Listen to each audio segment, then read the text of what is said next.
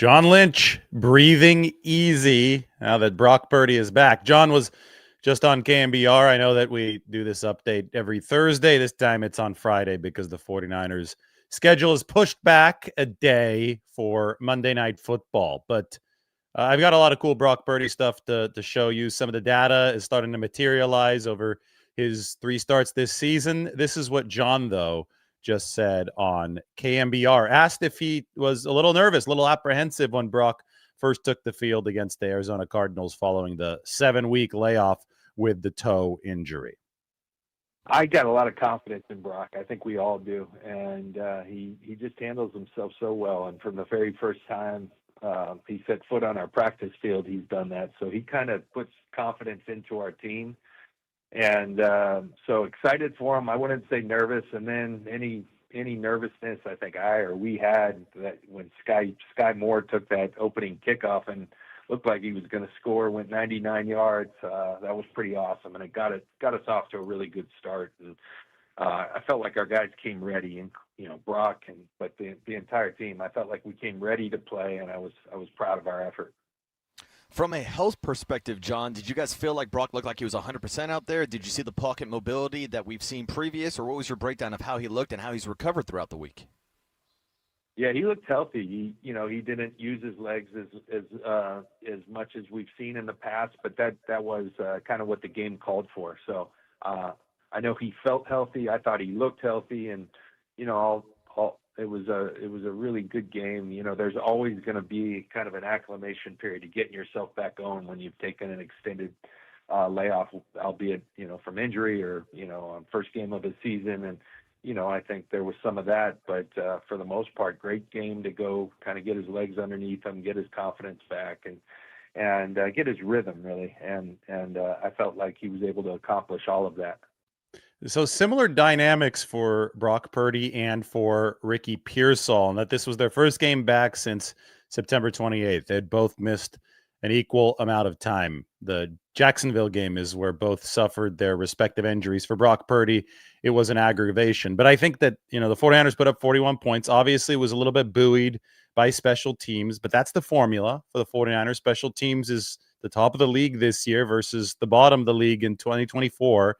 If they're going to overcome the banged up defense, they're going to have to play good on both offense and special teams. Those two are going to have to complement each other with field position. And it was funny. I went into the locker room and I asked Trent Williams, how weird was it to feel completely fresh without a single snap on your body from that day, lined up at the 1-yard line, ready to punch it into the end zone? And he just laughed and he said that was unique his entire career. And that's what Sky Moore's return at the start of the game did. Not only did it put minds at ease regarding the 49ers in that game and gave Brock Purdy a nice, easy start, but it really symbolized the field position boost that the 49ers have gotten from their special teams unit. The 49ers have averaged the best starting field position in the entire NFL coming off of kickoffs this year. And that's not only thanks to Sky Moore and Brian Robinson, but the entire operation, the way that the 49ers are blocking for those kick returns has been consistently good. And remember, this is the second year of the dynamic kickoff in the NFL, and it's a whole lot more like an actual offensive play, and a lot of study has had to go into that and how to best get an edge. And Brant Boyer, being one of the best special teams coordinators in the game, has definitely done his homework. That's why Brian Robinson Jr., running back, has been back there. But even the old school burner like Sky Moore with the great burst, who worked well in previous kick return setups back by the old rules, I think has been a good fit for the 49ers under this new system. Anyway, that was Lynch on Brock Purdy on KMBR. And, I have to say, you have to listen to KMBR every Friday. They have that John Lynch interview. I have to say that, it's going to be a lot of fun over the course of the next few weeks as Brock Purdy data starts to come out, as he starts to develop enough snaps to qualify for leaderboards. But take a look at this one. You guys are going to love this. First, find where Brock Purdy's at. Yes, it's usually a good sign when you're an outlier on the very upper right or on the very right of these XY charts, because more often than not, better play is denoted by a positioning further to the right. Anyway, this is deep passing frequency and accuracy. And Purdy qualifies for this because it's a minimum of 50 total passing attempts.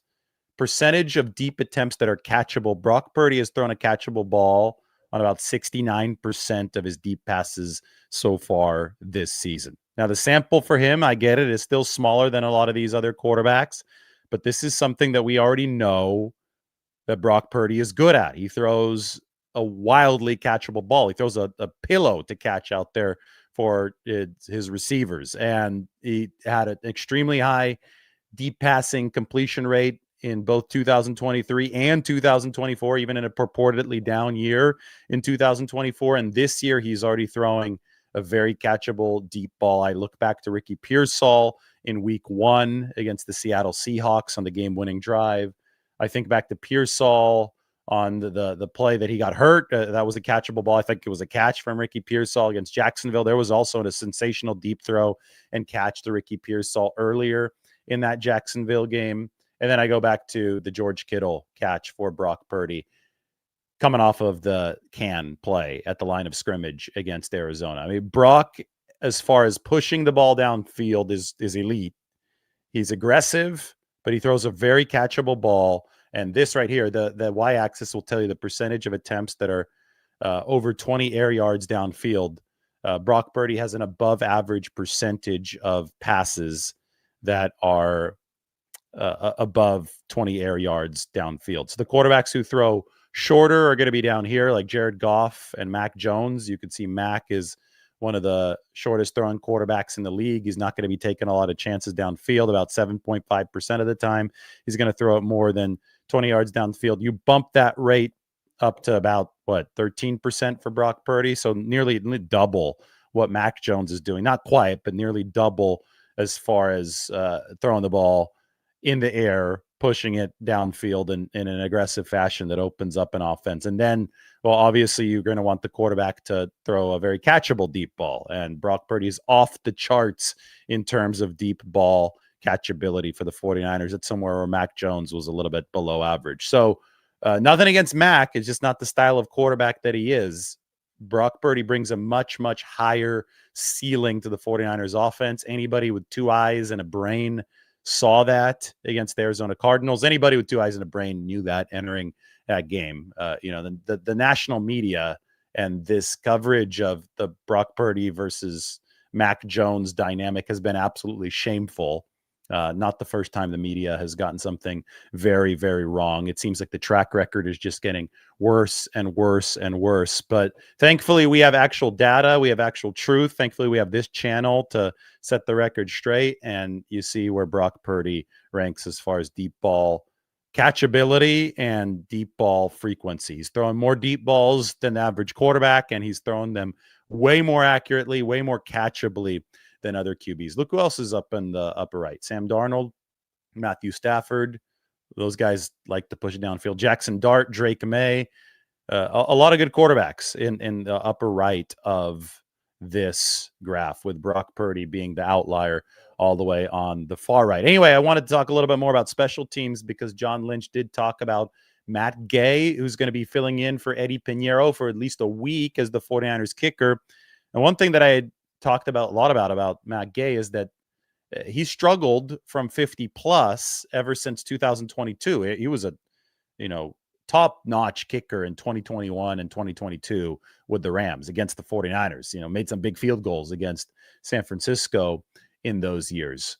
He was over 90%. He was nearing 95% make rate on his kicks in those 2 seasons. Then he went to Indianapolis, and then he went to Washington, and it hasn't worked out in either place. And now he's with the 49ers. And one of the probably the primary reason that it didn't work out is because he was missing from 50 plus at a time in league history where making from 50 plus has become a virtual requirement for kickers. Like, the kicking has elevated to such a level that there are 32 guys out there who can make a field goal consistently from over 50 yards.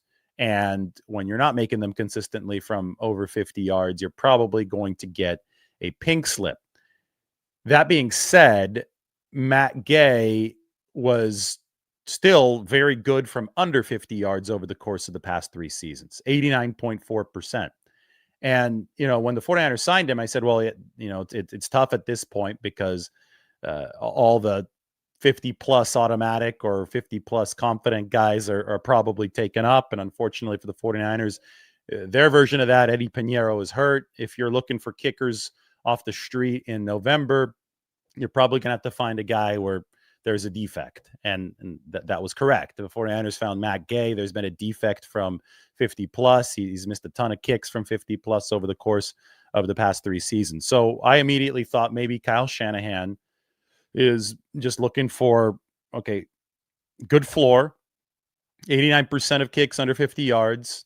Find the guy who won't screw those up. So you have at least that security blanket. But maybe Kyle Shanahan's going to be a little bit more aggressive against the Carolina Panthers on Monday from, the 32, 33 yard line and a little bit further out between the 32 and the 45 or so, which could be a welcome change for the 49ers. I know he's shifted into more aggressiveness this year as a fourth down play caller, but I think analytically Kyle Shanahan can still develop a little bit more of an edge there, especially with the high-powered offense that he has now with everybody back except for Brandon Ayuk. I think that you look at the 49ers and you say this team should be going for it on 4 downs whenever it is possible, because stopping this offense with this many weapons, with this good of a quarterback, with this good of a play caller, stopping them from picking up 10 yards in over 4 plays is nearly impossible. Like if the 49ers just play for 10 yards in 4 plays with the spacing they have across the field now, it's going to be really hard. So settling for a field goal, it's really hard to convince me, and definitely increasingly difficult to convince me that they should be pulling up for 52, 53-yard field goals when they're in plus territory and they have a 4th down and manageable. And by that, I could even extend it to say when they have a 3rd down that can turn into a 4th and manageable, I think Kyle Shanahan needs to call it in a 2-down mindset. And I think that was the biggest problem offensively for the 49ers against the Cardinals. They put up 41, but there were 3 3rd downs in plus territory that Kyle Shanahan did not call with a 4-down mindset. And he had Brock Purdy throwing up prayer balls, trying to push the ball downfield into tight windows, low percentage opportunities, instead of saying, hey, how about a short pass or how about a run? It's 3rd and 7. Who cares if the run doesn't pick up all 7 yards? If it gives you 4, if it gives you 5, even if it gives you 3, you've got a 4th and manageable from plus territory. And then you go back to the fact that you want to give an ultra-talented offense with a very good quarterback another down. And you're increasing the chances of the offense by 25%, right? If you're giving them 4 downs to work with instead of 3 in an area where the risk might not be all that great from plus territory. Anyway, so with signing Matt Gay, back to the kicker discussion, if this guy is not quite as good from 50 plus, maybe, just maybe, it convinces Kyle Shanahan to be a little bit more aggressive with his 4th down mentality. And the guys at KNBR asked him a version of this question. Let's listen to John Lynch talking about Kyle Shanahan's potential strategy with his fill-in kicker. The knock would be that he's had trouble from long distance. Do you see that? I mean, just kind of anticipating. I know you can't predict or anything, but would affect the way Kyle calls the game, perhaps, that, Gay's not really right now comfortable from sort of 50, 55 plus, and Eddie was making those, so maybe you call the game differently. Go ahead. Yeah. I don't think Kyle will do that. I think, obviously Eddie's earned a lot of confidence, from Kyle, and he's delivered from everywhere. So that obviously affects, and I think there'll be a little bit of a feeling out period. But Kyle Kyle's the guy who throws people out there, and he'll be mindful and thoughtful. And hopefully a clean slate, we can wipe that clean. He certainly has the talent and the leg. Usually if a guy's struggling from that distance, you say, does he not have the leg? That couldn't be further from the truth. So I think some things that, a clean slate hopefully can free his mind and let him know we have a ton of confidence. Otherwise we wouldn't have picked him. We had a lot of kickers to choose from, and, he won out. So that means we think highly of him, and Kyle should go call the game as he sees fit. I still think as he sees fit should entail more 4th down aggressiveness. And again, more 3rd down strategic aggressiveness from the 49ers when they're in plus territory. So when you're watching Monday Night Football, pay attention to when the 49ers are just across midfield, 41, 42-yard line. If there's ever a 3rd and 7, 3rd and 8, I think that the really smart way for the 49ers to play it is to make sure that at the very least they set themselves up for a 4th and manageable. Because if you're trying to do something crazy on a 3rd, and that's already bordering into 3rd and long, right? If you're trying to do something crazy in that situation, it's going to be, you might convert, but you also might throw an incompletion or take a sack trying to roll the dice big time, and then you don't have that 4th down opportunity. You rob your offense of the 25% of its chances to take some shots at the opposing defense. And when you've got an elite cast of characters like the 49ers do, I don't think that that's particularly smart football. I think you've got to play the economics of this if you're San Francisco. And irregardless of the kicker, I would urge the 49ers to take that approach. But now that the kicker has struggled a little bit from 50 plus, I would think that maybe Kyle Shanahan is pushed a little further in that direction. It was interesting that John Lynch mentioned that Matt Gay has the leg. They fully believe in his leg to kick 50 plus. So obviously it's been more of a technique issue, psychological issue, whatever ails these kickers. Obviously that's been the main drawback for him as he has struggled from those distances. But the 49ers will have to get through this game, at least one of them, without Eddie Pinheiro. Speaking of Eddie, you guys see that he was talking a little bit of trash to Calais Campbell after one of his made field goals. And John Lynch said, I have a recommendation. We love Eddie, but don't mess with Calais Campbell. That's who he's talking trash to for whatever reason. That was hilarious to see. Very on brand for Eddie Pinheiro.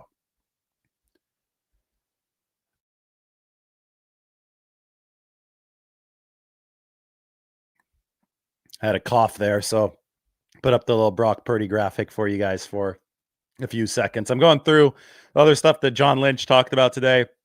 He echoed a lot of what I had said about the pass rush, that the 49ers didn't notch a sack against the Arizona Cardinals. And we know that Brissett dropped back 57 times. But pressures are a lot more important to look at, and tape is a lot more important to look at than any PFF score. The 49ers were affecting Jacoby Brissett. And I'm going to circle back to this over and over until people get it, and maybe people won't get it because there's not a lot of nuanced thinking in this process. There's a lot of mouth breathing takes like, oh, they didn't have enough sacks, they didn't have enough pressures. It's about passing efficiency ultimately, no matter which way you cut it. If the quarterback is passing efficiently, you are failing as a defense. If the quarterback is passing inefficiently, you're succeeding as a defense. 49ers want to succeed as a defense with limited resources. They can't do what the Texans did last night. The Texans, by the way, their defensive EPA, negative 0.124 EPA per play. You want to be further into the negatives, so lower number is better. Guess what the 2019 49ers defense EPA per play was? Negative 0.124. So this Texans defense has posted the same exact efficiency as the 2019 49ers defense did throughout that magical run. That's the kind of pass rush that we're seeing in Houston with Will Anderson Jr. and Daniil Hunter. And obviously Azeez Al-Shaair was on the 2019 49ers, young player back then for San Francisco, rookie in 2019. And now he's the Mike linebacker for the Texans. They've got a good back end on that team as well. But the 49ers don't have the type of firepower, especially not after Nick Bosa and Yetur Gross-Matos and Michael Williams. All these players went down. San Francisco just doesn't have the pass rushing firepower to snuff out opponents to the tune of 8 sacks and however many pressures the Houston Texans had last night. But they still feel that they have enough tricks in their sleeve, up their sleeve, to find ways to force opponents into relative passing inefficiency, especially opponents like Jacoby Brissett. And that's what they did. They said, we're not going to overpower you with the pass rush, but we're going to rush in a team fashion. We're going to try to constrain the pocket. They have guys like Keon White, whom they traded for, who I thought played a really good pocket constraining game. Sam Okawanu, I think, is playing better and better as this season goes along. I mean, we could go through what the 49ers have all day, but they had to work with only 3 defensive ends after Robert Beal Jr. went out in the concussion protocol. They have defensive tackles who definitely are getting better with their pass rush moves. Cleo Davis had 4 pressures. CJ West, Alfred Collins are run stoppers, but I think that they're starting to develop their sea legs pass rushing. When you don't have Aaron Donald, Nick Bosa, that type of player out there, it's going to have to be a disciplined 4-man rush. And it may not rip through to the quarterback, but if it makes the quarterback uncomfortable, then the back end can tie into that rush, have confidence that that quarterback is going to be uncomfortable at a certain hitch, and then they could start preying on the football. They could start delivering takeaways. Takeaways come in bunches for a reason. It's not dumb luck. It's because you put yourself into position to force them. So that's what the 49ers did against the Cardinals. It wasn't sexy by any stretch of the imagination, but it can't be. They don't have the players right now to do that. And nothing they could have done at the trade deadline would have changed that. Maybe save a trade for Trey Hendrickson, but the Bengals wanted a first-round pick, and that would have been highway robbery, and the 49ers weren't about to be victims of highway robbery. So the 49ers are doing what they can, and I thought Sunday's game was actually a great illustration of them making lemonade out of lemons, while casual fans, the casuals, we'll call them, don't recognize it. If Brissett is negative pass efficiency and the 49ers can coax that out of every single quarterback they play the rest of the way, they can win a Super Bowl. I don't think they're going to be able to, because they're going to play better offenses than the Cardinals and better quarterbacks than Jacoby Brissett. But the formula against that offense, that Arizona offense, actually was on display for the 49ers. They gave up 22 points. It was 35-10 entering the fourth quarter. It wasn't a dominant defensive performance by any stretch, but they kept everything in front of them. They affected Brissett with the pass rush, and they generated 3 takeaways. If you can replicate that against Bryce Young, you're definitely going to beat the Panthers. If you replicate that against the Cleveland Browns, you should win as well, although the challenges there will be different because Cleveland's defense is really good. If you can replicate that against the Titans, you're definitely going to win.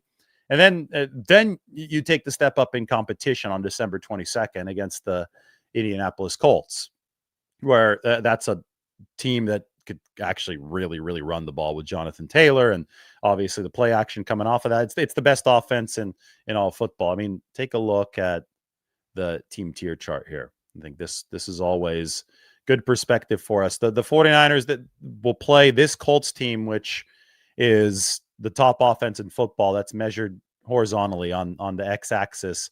Buffalo, the second or the third best offense in football, they got shut down by the best defense in football, the Houston Texans, yesterday. But this is going to be the challenge to maybe end all challenges for the 49ers. We'll see if that defense, this is almost exactly a month from now, it's November 21st.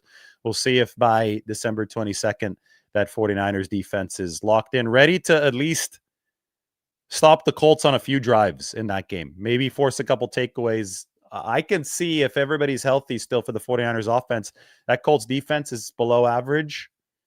You'd see they're under that line vertically. I could see that game being a shootout in the 30s. I wouldn't bet against Brock Purdy in a dome against the Indianapolis Colts if the 49ers offense is rolling. And it's still a month away. 49ers have to get through the Panthers. They have to get through the Browns. They have to get through the Titans, but they're going to be favored for all 3 of those games.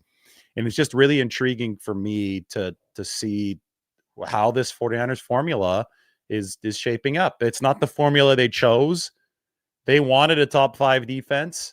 They might have been on their way to having a top 5 defense based on what we saw that pass rush do before Nick Bosa went down. Obviously, before Fred Warner went down to the linebacker level. They closed out games against the first week was the Seattle Seahawks, a really good offense. Again, if you want to just take a dose of perspective, Seattle is up here in the upper right. It's a good football team, and the 49ers snuffed them out, and then they snuffed out the Saints. That's not saying as much. The Saints below average.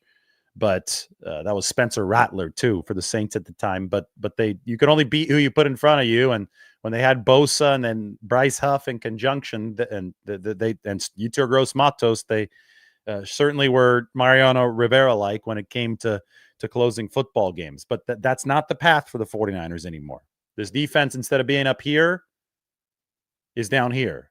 They've lost superstars. They've lost their big run stopper and Michael Williams. That they're going to have to find a way to scrounge forward with some of these young players. One of them, that could maybe give the 49ers a higher ceiling moving forward this season is Nick Martin at that Sam linebacker position. John Lynch talked a little bit about that. 14 snaps. He got beat by Trey McBride once, but John on KMBR pointed out that, Nick, he's seen that now. That now he's gotten beaten by Trey McBride. He can add that to his Rolodex. That's all part of the NFL learning experience. There's been a half season of learning experience for Nick Martin behind the scenes. Now he's going to be out on that field, probably instead of Luke Gifford, who's dealing with a couple injury issues this week. But I've already made the change on my San Francisco depth chart. You could see right here that the 49ers top three at linebacker, it's going to be Robinson taking the Mike position, D. Winters at the weak side position, and I have Nick Martin ahead of Luke Gifford. Linebacker is actually probably the most injured position on the 49ers 53-man roster. So that's a potential ceiling raiser for San Francisco. Defensively on this line, you really have to like the way that Kalia Davis, CJ West, and Alfred Collins are coming along. 3 defensive tackles are definitely trending upward. The proof is in the pudding of the 49ers run defense. They're at number 10 or number 11. I know the Rams game was ugly, but against every other team that has not been the Rams, that's not been, one of the best offenses in football. That's why the Colts game is going to be such a test. But against every other team, the 49ers have shut down the run. And if you can do that, you're going to be in every game, especially with an elite offense. You're not going to get run out of the building. And a big reason the 49ers are playing better against the run this year than last year is because defensive tackle has seen a nice upgrade. These guys are occupying blocks and letting the linebackers flow behind them against the run. That's been a massive, massive boost for the 49ers and an absolutely necessary one. It's, very high up on the list of why they're 7-4 this year, with more wins in 2025 than they had throughout all of 2024 when they finished 6-11. Good morning to Rob, one of our members. Hope everything is going well. Somebody asking, is KJ Wright likely to replace Saleh if he leaves? No, I would say that Gus Bradley might be the likeliest to replace Robert Saleh if he leaves. Remember, Gus is on this staff. Thank you for your super chat. You're saying that the team as an early round playoff exit due to their lack of pass rush should have made a move at the deadline. What move at the deadline would have significantly improved the 49ers pass rush? They're down Bosa. They're down Michael Williams. They're down Yetur Gross-Matos. You're down your best exterior and your best interior pass rusher. They did make a move for Keon White. They had to make a move to keep the bottom from totally falling out. So they had to do that. But what additional move gets the 49ers in a position where this pass rush is so much better that it changes the entire dynamic of the defense without using a premium pick? There is no move the 49ers could have made. They were in the market for guys at the 4th round, 5th round level. But when you start using your top 100 picks for a team that's up against the salary cap, you are significantly compromising the future. Now, they might have extended themselves for somebody like Trey Hendrickson, but not to the tune of a 1st round pick. That's a preposterous price. Nobody in the league was willing to pay the Trey Hendrickson price. That should tell you something. Right. So it's not Madden. You can't just, let me add a player. And it's not like you're walking down the aisle at Safeway. It's like a shopping cart. Let me add this guy. Let me add this guy. This will make the team better. You're balancing risk and reward. And there was only risk there. That wasn't even guaranteed to marginal improvement in the defense if the 49ers added one more player, because they had already added Keon White. So it's an awfully simplistic view to say, oh, they should have traded for somebody at the deadline, when A, they did. They got Keon White a week ahead of the deadline, and B, the prices were absolutely out of control on deadline day. This show is brought to you by Bubs Naturals. Bubs Naturals is a tribute to former Navy SEAL Glenn Bub Doherty, a national hero who laid down his life saving Americans in Benghazi, Libya. Glenn was a friend to so many, including Bub's founder, Sean Lake. Glenn's call sign in the Navy was Bub.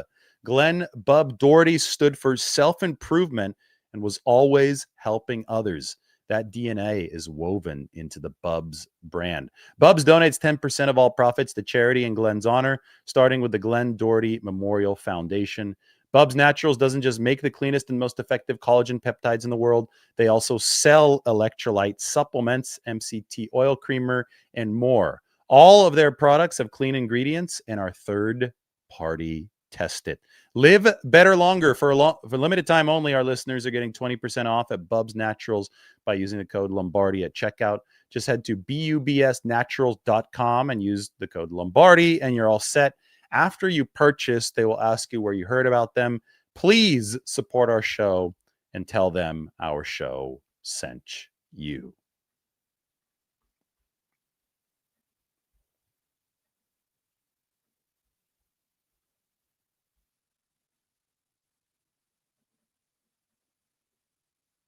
Here's the Bubs Naturals link and code.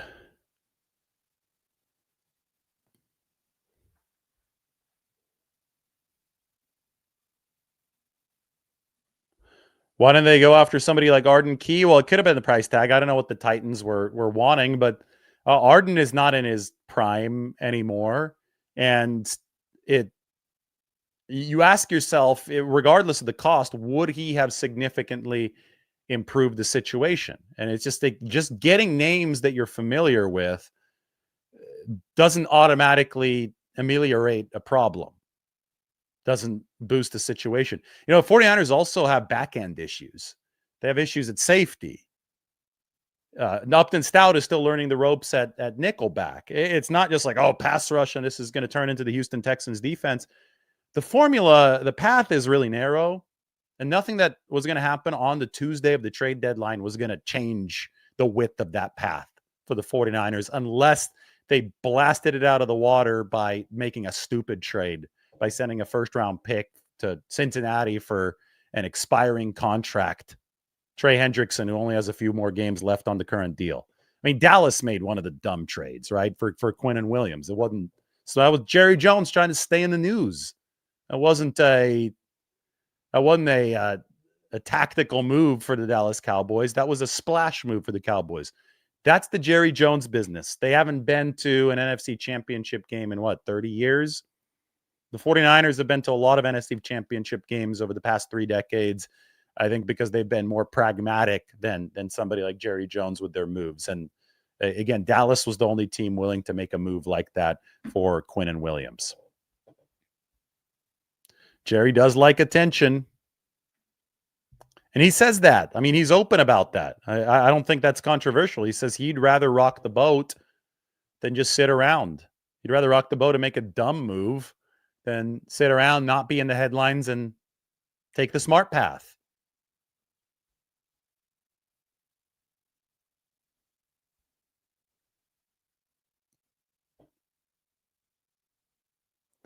Trent Williams is still playing at an extremely high level. So comments like this, yeah, maybe his performance falls off, but it hadn't fallen off yet.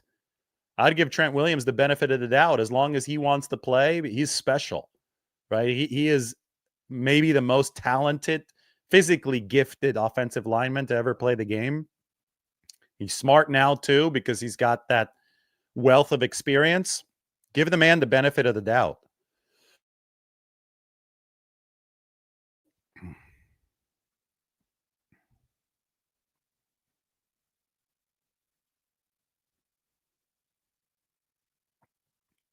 This is an interesting This is an interesting take, and I think that this one is a little bit more nuanced and probably smarter than all the pass rusher takes. The 49ers were obviously looking for pass rushers at the right price. They found one in Keon White. This comment says, I think the 49ers should have traded for Minkah Fitzpatrick. The secondary suffered without a true free safety. Jair Brown has been a massive liability, especially against the Rams and the Jags. I think if there was actually one more spot that the 49ers could have improved that could have helped the pass rush, it might not have been in the pass rush itself. It could have been at that safety position. Then again, you also had to look at prices there, and you had to look at fit there, and you had to look at future development plans there with Malik Mustafa and Marquise Siegel. And obviously the 49ers looked at everything. They're one of the most aggressive teams when it comes to making trades in the entire league. They've made so many since John Lynch and Kyle Shanahan took over. They made 4 more trades this year, and obviously they didn't find anything that fit right at that deadline to add on to the 4 that they had already made. But they're 7-4. I think that 10-4 is likely for the 49ers. I really do. I think they're going to win this week. We'll have our Panthers prediction show coming up over the next couple days. I think that when we look at the Browns game, the 49ers, if they get decent weather there and they play a careful offensive game plan, that Browns offense is so bad that even the 49ers defense can hold them under 20. And if you can put 20 up against the Browns, you should be able to win. They'll be favored there. And then obviously the Titans. I mean, you have to really screw that up to lose. So, all this trade talk and all this criticism, it's funny to me because it's not really based in any sort of realism. It's based on people playing too many video games. But you're going to look up and the 49ers are probably going to be 10-4 in 3 games. I think they're doing something right when it comes to managing this team. If so many guys are hurt and they were still able to get to 10-4. Nick Bosa says, Darnold wasn't fixed in San Francisco. No volume. Carolina stats were better. Well, he didn't play for the 49ers, but how can you say that he wasn't fixed? If the 49ers revived him, they'd have paid him. No, the 49ers had Brock Purdy. Your logic doesn't make a whole lot of sense here, Nick. The 49ers had Purdy, who's a better quarterback than Darnold, so they paid Purdy. They rehabilitated Darnold. I mean, you say the 49ers didn't rehabilitate Darnold. Why don't you just go and listen to what Sam Darnold himself has to say? Darnold said that working with Shanahan and working with Purdy was a godsend for his career. I mean, it's a little arrogant to not even consider what the guy himself says about his career. Oh, no, they didn't revive him. I don't care what Sam himself says. I know better from my couch. That doesn't sound, too humble or too smart, right? So the 49ers absolutely had a role in turning around Sam Darnold's career. Minnesota absolutely had a role in turning around Sam Darnold's career. Minnesota is the one that didn't pay him. It was the Seahawks that paid him. The Vikings decided not to keep Sam Darnold around. That looks like an all-time fumble right now. I get it that Darnold will have his bad games just like every quarterback. I think the Vikings would be in a lot better position right now if Sam Darnold had still been on that football team. But they decided to, Minnesota, they're run by some ex-49ers guys. I think they were trying to strike Brock Purdy magic. They wanted a veteran team, a veteran defense. It was an old defense. They got Javon Hargrave, and they wanted to put J.J. McCarthy, a first-round pick, instead of 262 into that midst and see if he would excel. And, so far, not so good for the Minnesota Vikings.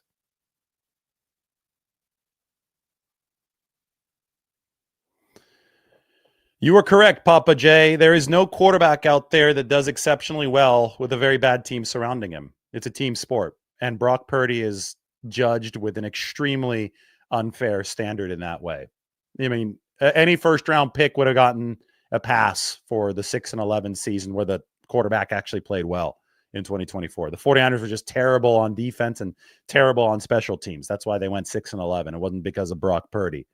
But because Purdy was a 7th-round pick and because people have pre-existing draft biases and because they want to feel good about wasting all their time in April just spouting off names of players who they think are going to fit in the NFL because they want to feel that they're correct with their prognostications and that their prognostications mean something, they can't allow pick number 262 to come in and run the league.